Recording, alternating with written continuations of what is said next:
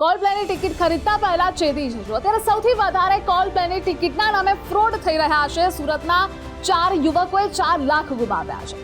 Cyber ગઠિયાઓની કરતૂતોનો તે શિકાર બન્યા છે। શોની ટિકિટ નથી મળતી, બીજી તરફ સરળતાથી ઇઝીલી ટિકિટ મળવાના ચક્કરમાં એ જ લોભમાં રૂપિયા ગુમાવી દીધા છે। સુરતના યુવાનો ઓનલાઈન ટિકિટ ખરીદવા ઇન્ટરનેટ પર સર્ચ કરતા હતા। તે સમયે એક લિંક સ્ક્રીન પર આવી, જેમાં તમને એક ઓનલાઈન ટાસ્ક આપવામાં આવ્યું। ટાસ્ક પૂર્ણ કરવા પર તેમને એક નકલી પેજ પર ઓનલાઈન પેમેન્ટ કરવાનું પણ કહેવામાં આવ્યું અને આ 4 યુવકોએ તેમના ક્રેડિટ કાર્ડની બધી ડિટેલ્સ પણ આપી દીધી। સાયબર ગુનેગારોએ 4 યુવકો પાસેથી 4 લાખ આવી જ રીતે પડાવી લીધા।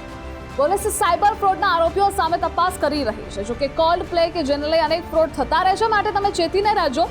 કોલ્ડ પ્લે રોક બેન્ડ 18, 19 અને 21 જાન્યુઆરી 2025 દરમિયાન મુંબઈમાં શો કરવા આવી રહ્યો છે। કોન્સર્ટ છે અને 22 સપ્ટેમ્બરથી તેનું બુકિંગની શરૂઆત થઈ ચૂકી છે, પરંતુ આના નામે ફ્રોડ થઈ રહ્યા છે, માટે એલર્ટ રહેજો।